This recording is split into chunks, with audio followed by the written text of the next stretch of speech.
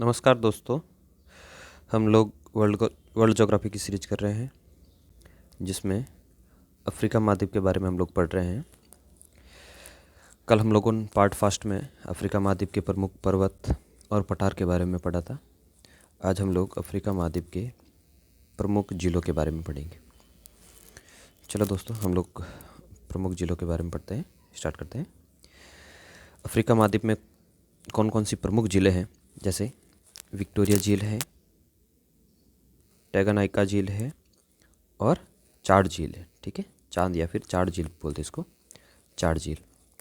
इनकी लोकेशन कहाँ है एक बार मैप में देख लेते हैं। ये अफ्रीका है, ठीक है, और अफ्रीका के यहाँ एक नंबर पर ये विक्टोरिया झील है। कल भी हम लोगों ने डिस्कस किया था, यहाँ से वाइट नील नदी का उद्गम होता है। दूसरे नंबर पर टैंगानिका झील है या टैंगानिका झील भी बोलते हैं इसको, और तीसरे नंबर पर चाड झील है। ठीक है, एक एक करके हम लोग डिस्कस करते हैं इसकी। सबसे पहले हम लोग पढ़ते हैं विक्टोरिया झील के बारे में। विक्टोरिया झील के बारे में पहला पॉइंट है, यह झील केन्या, युगांडा और तंजानिया के सीमावर्ती क्षेत्र में स्थित है। ठीक है दोस्तों, ये ध्यान रखिए आप लोग, केन्या, युगांडा और तंजानिया के सीमावर्ती क्षेत्र में, इन तीन देशों से सीमा बनाती है झील। यह अफ्रीका की सबसे बड़ी मीठे पानी की झील है। ये पॉइंट आप लोग ध्यान रखिए, सबसे बड़ी अफ्रीका की मीठे पानी की झील विक्टोरिया झील है। यह विश्व की दूसरी सबसे बड़ी मीठे पानी की झील है। दूसरे नंबर पर इसका विश्व में स्थान है। पहले नंबर पर आप लोगों को ध्यान होगा, नॉर्थ अमेरिका में हम लोगों ने पढ़ा था सुपीरिया झील, है ना, जो मान झीलों का हिस्सा है, सबसे बड़ी झील है वो विश्व की। इस झील से विषुवत रेखा गुजरती है। ये इंपॉर्टेंट फैक्ट है दोस्तों, ध्यान रखिए आप लोग। 0 डिग्री जो अक्षांश रेखा है वो विक्टोरिया झील से होकर गुजरती है। यह झील भ्रंश घाटी में स्थित नहीं है। ठीक है, आप अफ्रीका महाद्वीप देखोगे दोस्तों, तो अफ्रीका महाद्वीप इस प्रकार से इसकी रचना है, और यहाँ एक महान भ्रंश घाटी का निर्माण हुआ है। ठीक है, और महान भ्रंश घाटी में बहुत सारी झीलें आपको देखने को मिलेगी, लेकिन अफ्रीका महाद्वीप में जो ये विक्टोरिया झील है, ये महान भ्रंश घाटी का पार्ट नहीं है। ठीक है, आप लोग ध्यान रखिए इसको।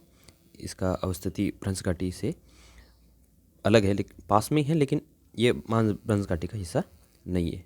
ये अलग से फैक्ट है। कई बार पूछा जाता है कि अफ्रीका में जो विक्टोरिया झील है वो मान भ्रंश घाटी का पार्ट है या नहीं है, तो आप लोग ध्यान रखिए, ये भ्रंश घाटी का हिस्सा नहीं है। अगला पॉइंट देखते हैं, इस झील से श्वेत नील यानी वाइट नील नदी का उद्गम होता है। ठीक है, नील नदी जो विश्व की सबसे लंबी नदी है, वो 2 नदियों से मिलकर बनती है। एक वाइट नील, जो वाइट एंड विक्टोरिया, ऐसे ध्यान रखिए आप लोग, वाइट विक्टोरिया, और दूसरी होती है ब्लू नील यानी ब्लू नील। ठीक है, ये दोनों झीलें, ये टाना झील से निकलती है और ये विक्टोरिया झील से निकलती है, और दोनों निकलने के बाद में ये दोनों जहाँ धाराएं मिलती है उसके बाद में ये नील नदी कहलाती है। उससे पहले ये वाइट नील और ब्लू नील के नाम से जानी जाती है। तो वाइट नील का उद्गम कहाँ से होता है? वाइट नील नदी का उद्गम विक्टोरिया झील से होता है। अगला देखते हैं हम लोग विक्टोरिया के बाद में टैंगानिका या टैंगानिका झील, इसके बारे में देखते हैं। यह झील मुख्यतः DRC कांगो जो गणराज्य है तथा तंजानिया के बीच स्थित है। ठीक है, रिपब्लिक ऑफ कांगो और तंजानिया के बीच में स्थित है। वो 3 देशों के बीच में थी, केन्या, युगांडा और तंजानिया के बीच में। ठीक है, आप लोग ध्यान रखिए, केन्या, युगांडा और तंजानिया। ठीक है, वैसे टैंगानिका झील DRC कांगो और तंजानिया के बीच में स्थित है। तंजानिया देखो विक्टोरिया झील से भी लगा हुआ है और इससे भी लगा हुआ है। ठीक है, यह भ्रंश घाटी में स्थित है। ये देखो इंपॉर्टेंट पॉइंट है, ये टैंगानिका जो झील है ये भ्रंश घाटी का पार्ट है, जबकि विक्टोरिया झील भ्रंश घाटी का पार्ट नहीं है।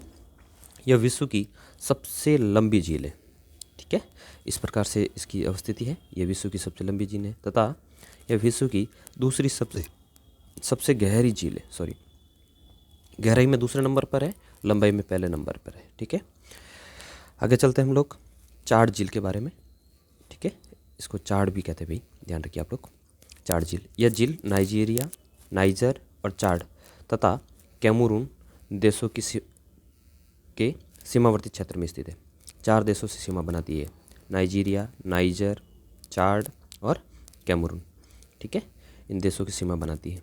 अफ्रीका की जो ज़्यादातर झीलें हैं ना, ये आप लोग ध्यान रखिए, ये कहीं ना कहीं 2 देशों के बीच में सीमावर्ती क्षेत्र में, या 3 देशों के बीच में, या फिर 4 देशों के बीच में सीमावर्ती क्षेत्रों में अवस्थित है। ये आप ध्यान रखिए। और यहाँ से प्रश्न बनने की संभावना ज़्यादा बन जाती है, क्योंकि एक देश से दूसरे देशों के बीच में सीमा साझा करती है झीलें, ठीक है, और नेचुरल बाउंड्री का निर्माण करती है, इसलिए इम्पोर्टेंट हो जाती है। अगला पॉइंट देखते हैं हम लोग। यह मीठे पानी की झील है, ठीक है, जो निरंतर सिकुड़ती जा रही है, ठीक है। क्लाइमेट चेंज के कारण और बहुत सारे जलवायु परिवर्तन हो रहे हैं, वैसे वैसे इस झील का सिकुड़ रही है, इसलिए ये चर्चा में रहती है, तो ज़्यादा इम्पोर्टेंट है। इस झील का अस्तित्व खतरे में है, ठीक है। जैसे जैसे सिकुड़ रही है वैसे वैसे इसका जो अस्तित्व है वो खतरे में दिख रहा है। इस झील में चारी नदी गिरती है, इम्पोर्टेंट है, ध्यान रखिए। चार झील में चारी नदी, 4 से चारी ऐसे याद रखिए आप लोग, चारी नदी गिरती है। अतः इसमें अंतःस्थलीय अपवाह तंत्र पाया जाता है। अंतःस्थलीय अपवाह तंत्र पाया जाता है। अंतःस्थलीय अपवाह तंत्र का तात्पर्य क्या है दोस्तों?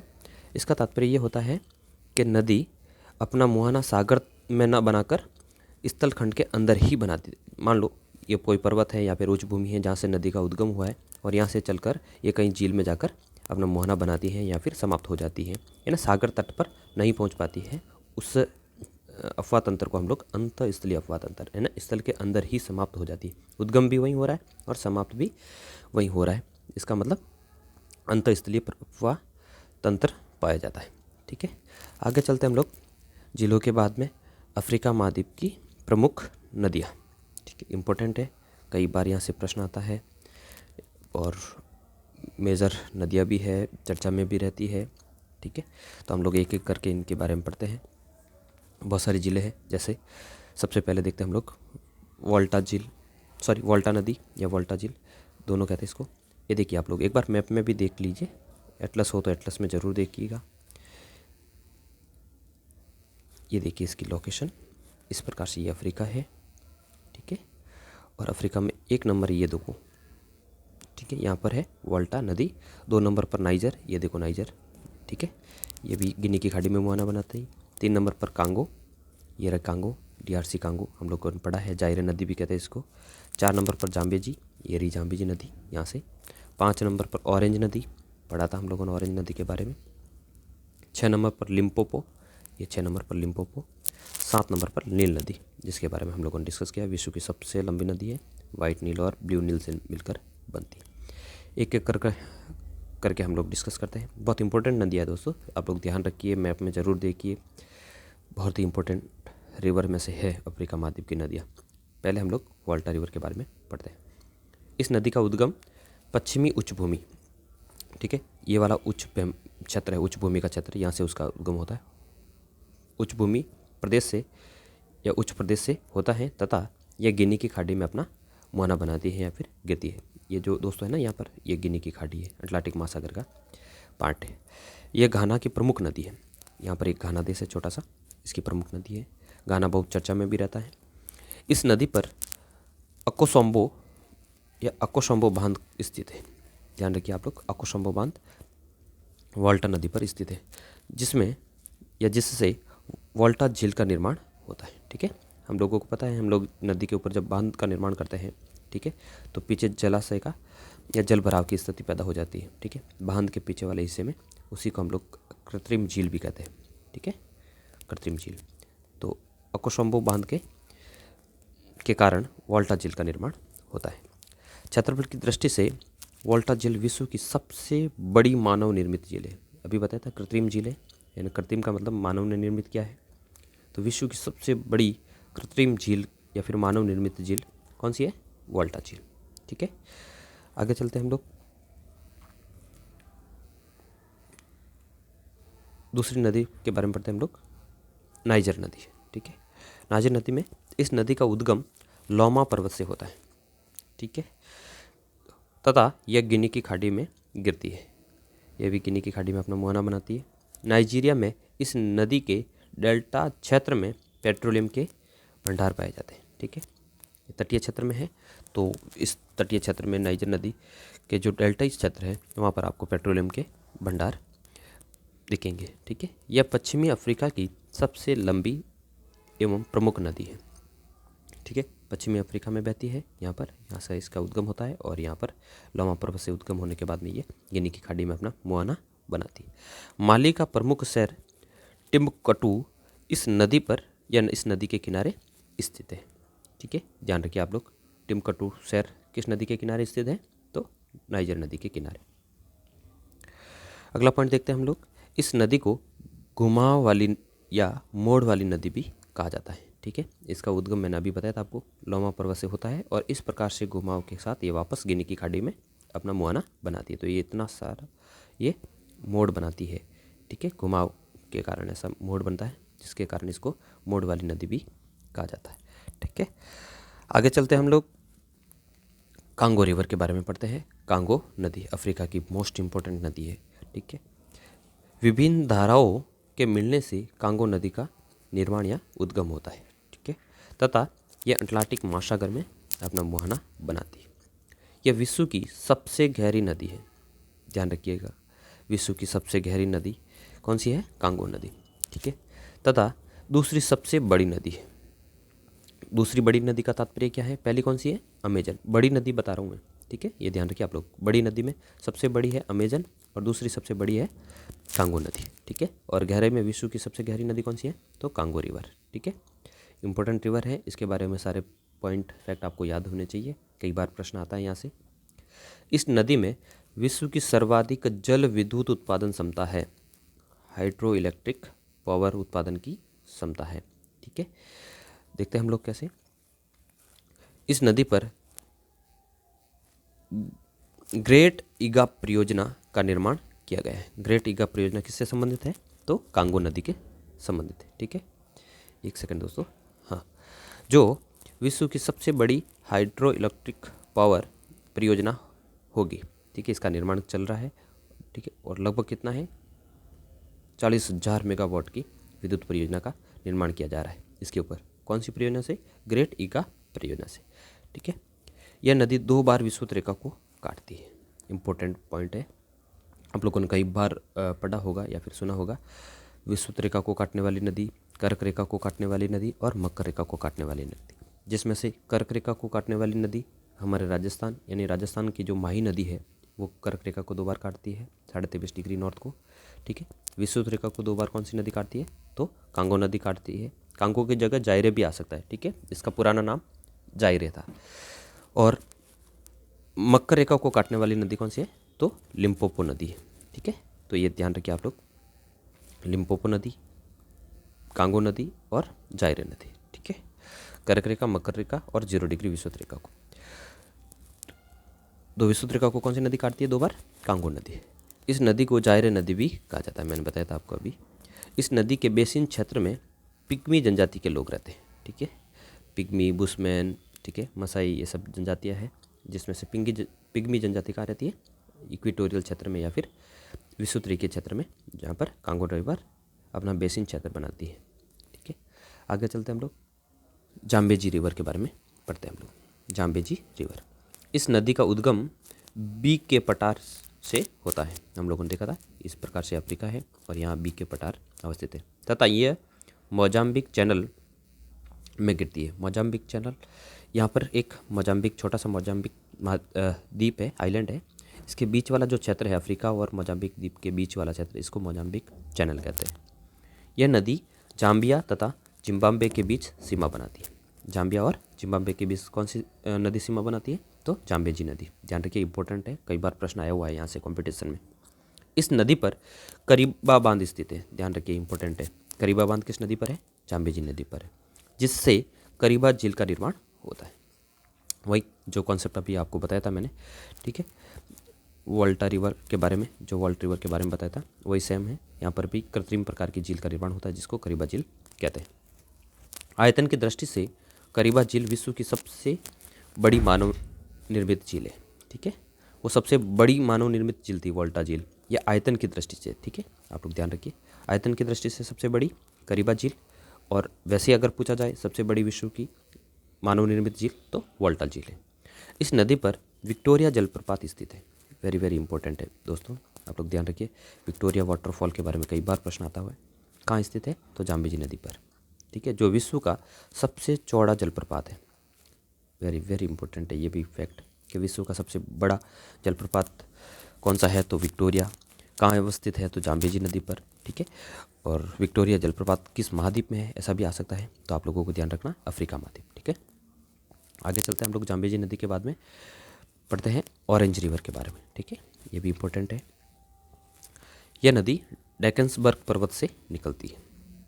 डेकन्सबर्ग पर्वत के बारे में हम लोगों ने पढ़ा था, ये अफ्रीका महाद्वीप के साउथ अफ्रीका जो देश है वहाँ पर अवस्थित है, ठीक है।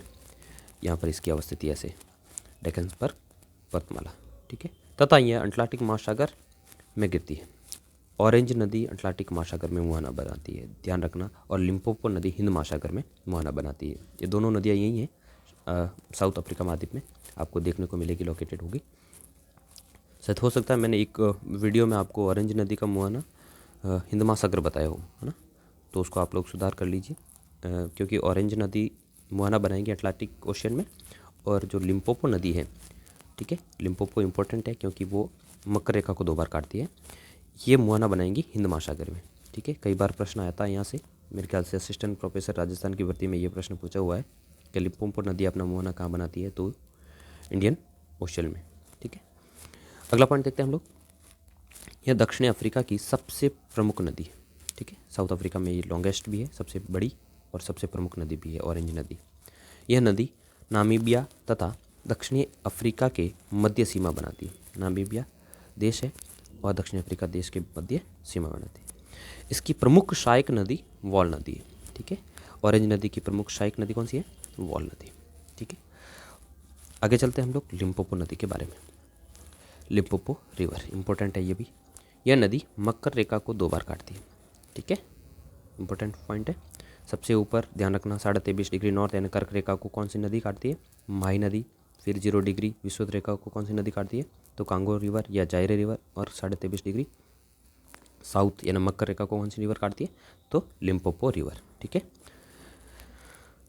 यह दक्षिणी अफ्रीका, बोत्सवाना तथा जिम्बाब्वे के बीच सीमा बनाती है, ठीक है। 3 देशों के बीच में ये सीमावर्ती रेखा का निर्धारण करती है, और उसके बाद में इंडियन ओशन यानी हिंद महासागर में अपना मुहाना बनाती है।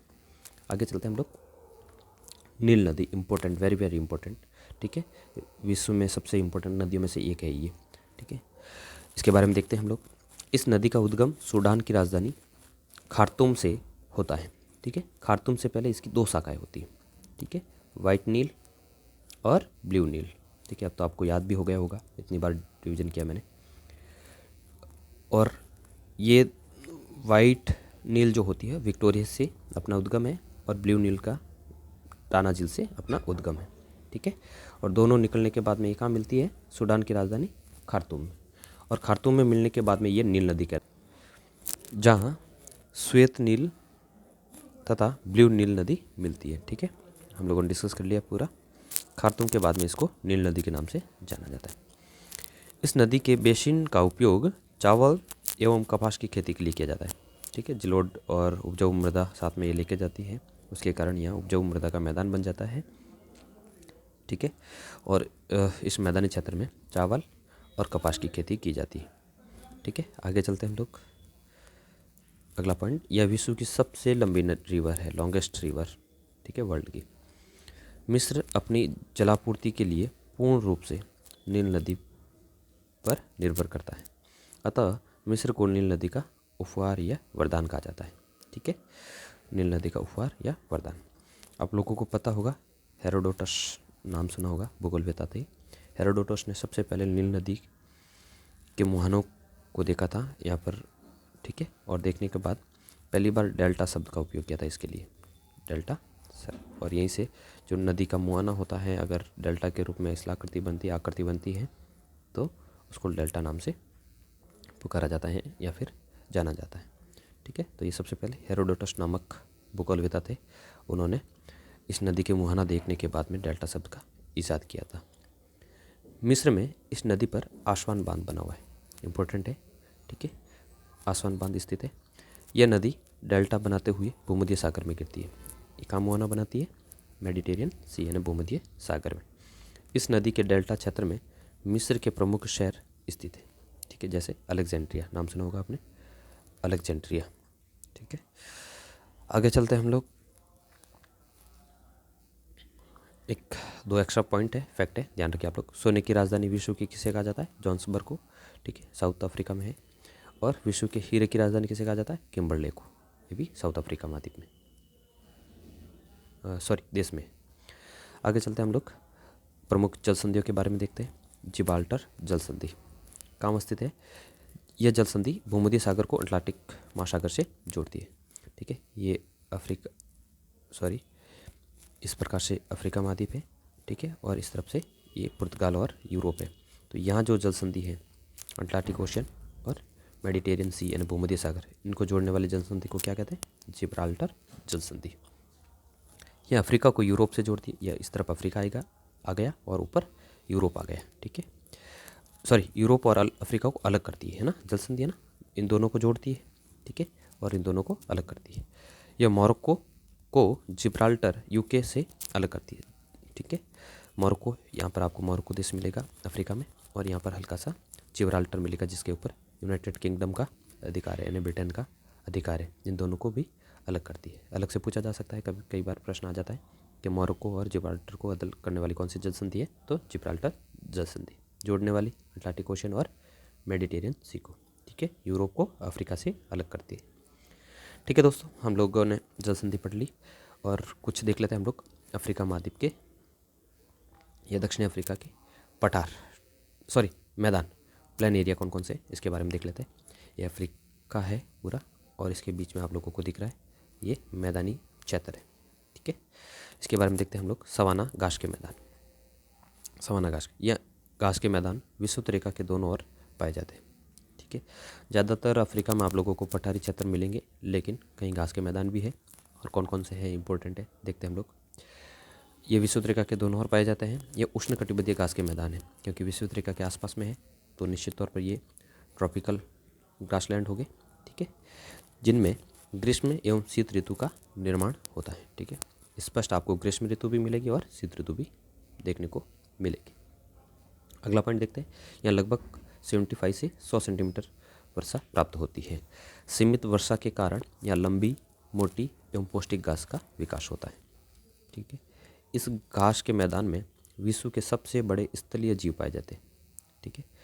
आपको बड़े बड़े जीव मिलेंगे आपको, स्थलीय जीव, ठीक है। हाँ, घास का मैदान है तो स्वाभाविक रूप से, और जंगली इलाका है आप यहाँ पर। अगला पॉइंट देखते हैं। वन्य जीवों के कारण इस मैदान का उपयोग पूर्ण काल में शिकार के लिए किया जाता है, ठीक है। इसके कारण इसको यानी सवाना भूमि को शिकार की भूमि भी कहा जाता है, ठीक है। यूपी पीजीटी में प्रश्न पूछा गया है, ठीक है। सवाना भूमि को शिकार की भूमि के नाम से भी जाना जाता है। इसे लैंड ऑफ बिग गेम, ठीक है, भी कहा जाता है, आप लोग ध्यान रखिए। अगला मैदान देखते हैं हम लोग, वेल्ड घास के मैदान, ठीक है। यह दक्षिणी अफ्रीका में स्थित शीतोष्ण घास के मैदान है। सवाना उष्णकटिबंधीय था, ठीक है, और वेल्ड अफ्रीका महाद्वीप के साउथ में है, लेकिन शीतोष्णकटिबंधीय घास के मैदान है, टेम्परेट ग्रासलैंड है। इस घास के मैदान में लाल घास पाई जाती है, ये इंपॉर्टेंट फैक्ट है, ध्यान रखिए। यहाँ की प्रमुख नदी वॉल है, ठीक है, अभी डिस्कस किया था हम लोगों ने वॉल नदी के बारे में। ऑरेंज नदी की सहायक नदी है। इस घास के मैदान का उपयोग मुख्यतः पशुपालन के लिए किया जाता है। किसके लिए? पशुपालन के लिए किया जाता है, ठीक है। आगे देख लेते हैं हम लोग दक्षिणी अफ्रीका महाद्वीप के प्रमुख मरुस्थल कौन कौन से, ठीक है। सबसे ऊपर सहारा मरुस्थल, आप लोगों को पता है। नाबीब मरुस्थल यहाँ पर है अवस्थित, और कालाहारी, 3 प्रमुख मरुस्थल है। एक एक करके हम लोग डिस्कस करते हैं। सबसे पहले सहारा मरुस्थल के बारे में। यह विश्व का सबसे बड़ा गर्म मरुस्थल है, ध्यान रखिए आप लोग, विश्व का सबसे बड़ा और गर्म मरुस्थल है। यह एकमात्र ऐसा मरुस्थल है जो महाद्वीप के पश्चिम से पूर्व की ओर तक विस्तृत है, ठीक है। इसका जो विस्तार है ये अफ्रीका महाद्वीप से यहाँ से लगाकर यहाँ तक आपको मिलेगा, ना पश्चिम से पूर्व तक पूरा विस्तृत क्षेत्र मिलेगा। लेकिन ज़्यादातर आप लोग मरुस्थल देखोगे तो महाद्वीपों के जो पश्चिमी क्षेत्र है ना, यहाँ पर आपको ज़्यादा मरुस्थल देखने को मिलते हैं। लेकिन ये एकमात्र ऐसा मरुस्थल है जिसका विस्तार पश्चिम से पूर्व तक विस्तृत है। यह मरुस्थल उत्तरी अफ्रीका के 11 देशों में विस्तृत है, ठीक है। इसका विस्तार 11 देशों में है। यह पथरीला मरुस्थल है, अतः इसके हमादा कहा जाता है, ठीक है। पथरीला मरुस्थल को हम लोग हमादा कहते हैं, ठीक है। तो हमादा के नाम से भी इसको जाना जाता है। इस मरुस्थल में लाल मृदा पाई जाती है, रेड सॉइल, ठीक है। इस मरुस्थल में तुआरेग एवं बेदुइन जनजातियाँ पाई जाती है। तुआरेग और बेदुइन जनजातियाँ किस मरुस्थल में मिलेगी? सहारा मरुस्थल में, जो मुख्यतः इस क्षेत्र में पशुपालन का कार्य करती है, ठीक है। यह अल अजीजिया यानी लीबिया में अत्यधिक उच्च तापमान अभिलेखित किया गया। अल अजीजिया जहाँ पर विश्व का सबसे उच्चतम तापमान को रिकॉर्ड किया गया है, ठीक है। इंपॉर्टेंट है, ध्यान रखिए, ये फैक्ट कई बार पूछा हुआ है। अगला मरुस्थल देखते हैं हम लोग, कालाहारी, ठीक है। यह मरुस्थल बोत्सवाना देश में स्थित है। कालाहारी मरुस्थल बोत्सवाना हम लोगों ने देखा था मैप में, यहाँ पर स्थित है। यह रेतीला मरुस्थल है, ठीक है। सारा पथरीला था और ये रेतीला मरुस्थल है, अतः इसे अर्ग के नाम से जाना जाता है। उसे हमादा कहते थे, पथरीला मरुस्थल को हमादा कहते हैं और रेतीले मरुस्थल को अर्ग कहते हैं। यह मरुस्थलीय क्षेत्र में बुशमैन जनजाति पाई जाती है, ठीक है। बुशमैन जनजाति कहाँ पर मिलेगी आपको? कालाहारी मरुस्थल में निवास करती है। अगला मरुस्थल देखते हैं हम लोग, नाबीब का मरुस्थल। नाबीब मरुस्थल, यह मरुस्थल नामीबिया देश में स्थित है, ठीक है। यह रेतीला मरुस्थल है जिसका निर्माण ठंडी बेगुला धारा के कारण हुआ है, ठीक है। आप लोग अफ्रीका महाद्वीप का मैप देखोगे तो यहाँ जो धारा बहती है उस धारा को बेगुला धारा के नाम से या फिर बेगुला धारा के नाम से जाना जाता है। बेंगुला की धारा कैसी है? ठंडी धारा है। क्यों? क्योंकि ये पोलर रीजन से आ रही है, ठीक है। और जहाँ ठंडी धारा होती है यहाँ पर टेम्परेचर लो होता है, और टेम्परेचर लो होता है वहाँ पर हाई प्रेशर होता है, ठीक है। और हाई प्रेशर के कारण यहाँ पर बारिश की कंडीशन नहीं बन पाती है, ठीक है।